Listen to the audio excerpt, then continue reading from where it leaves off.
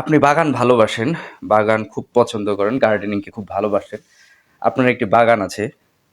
আপনি বাগানের গাছগুলোর শাখা-প্রশাখা যেগুলোতে বিশেষ করে ফুল হয়, পাতাবাহার গাছগুলোতে পাতা তো সুন্দর হয়।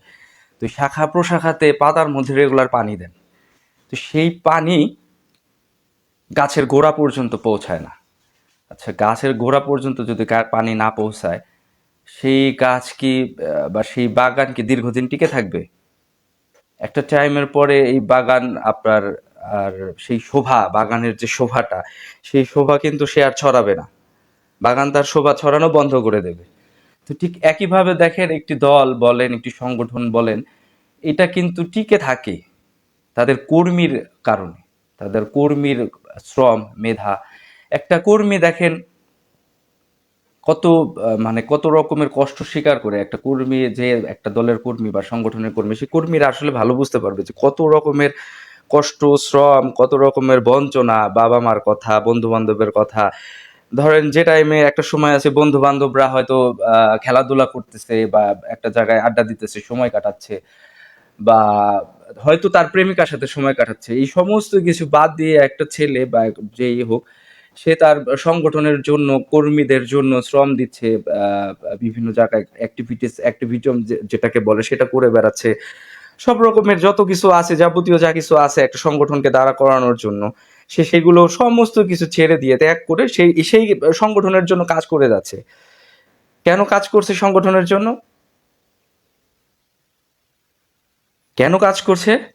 সংগঠনের জন্য সে কাজ করতেছে যে সংগঠন তাকে মনে রাখবে, সংগঠন তাকে মূল্যায়ন করবে, কোনো একটা সময় সংগঠন তাকে মূল্যায়ন করবে। সেই সংগঠনে যদি মূল্যায়ন একটা সময়ের পরে সেই কর্মীরা যদি দেখতে থাকে যে সংগঠনে কর্মীদের মূল্যায়িত হচ্ছে না, তাহলে কিন্তু সংগঠন টিকে থাকা দুষ্কর হয়ে যায়। দেখেন, আজকে একটি ভিডিও, আমি খুব ব্যথিত হয়েছি। ইন্টারিমের সময় যখন ওয়াসিমের নাম নেওয়া হতো না, ইচ্ছাকৃতভাবেই ওয়াসিমকে স্কিপ করা হইতো, সেই সময় আমরা ইন্টারিমকে দোষ দিতাম, ইন্টারিমের বিপক্ষে কথা বলেছি, সেই সময় বলেছি। তো এখন তো ওয়াসিমের দল ক্ষমতায়, তাই না? ওয়াসিম যে দল করতো, যে সংগঠনের কর্মী সে ছিল, সেই সংগঠন, সেই দল আজকে দেশ পরিচালনার দায়িত্ব পেয়েছে।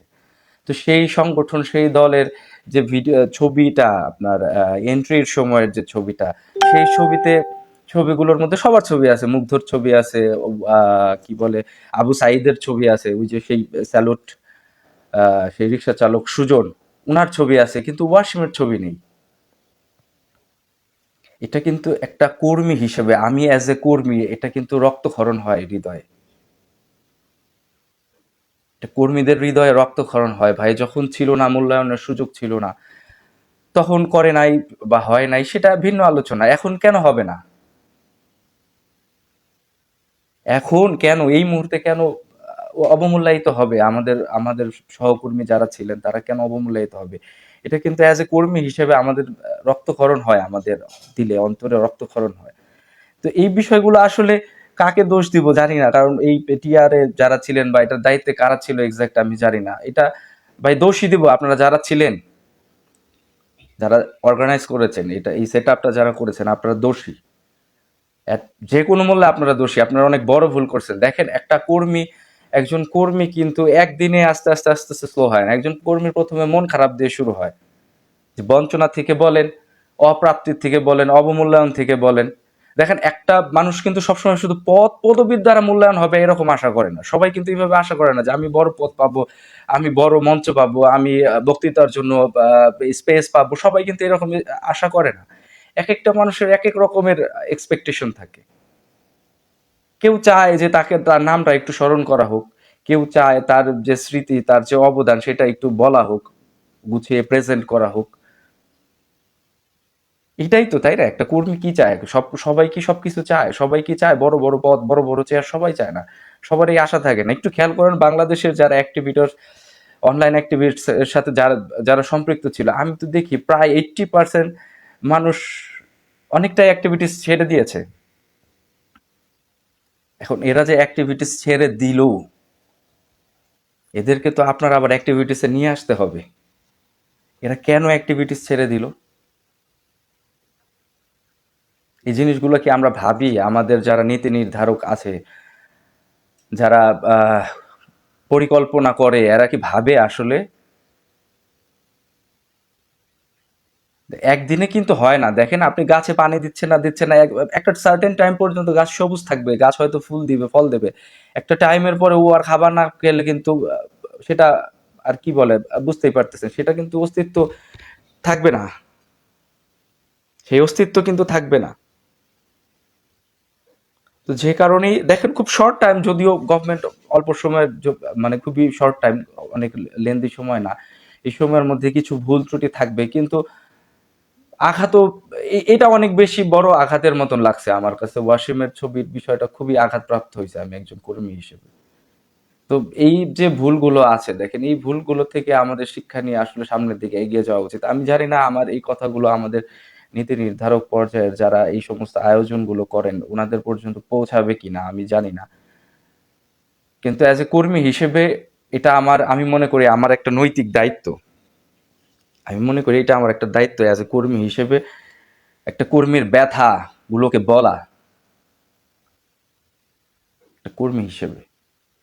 আমরা যদি কথা না বলি, একজন কর্মীর ব্যথা যদি আরেকজন কর্মী না বোঝে, তাহলে তো আমাদের জন্য কেউ কথা বলা নাই। আর কে কথা বলবে বলেন? যে কারণে আজকে আমি মূলত আসলে এই কারণেই আসছি লাইফে, যে এটা ব্যথিত করছে, আমাকে যথেষ্ট পরিমাণে ব্যথিত করছে, এবং আমি শিওর আমার মতন যারা রাজপথের মাঠের কর্মী আছেন, এই প্রত্যেকটা কর্মীকে ব্যথিত করছে।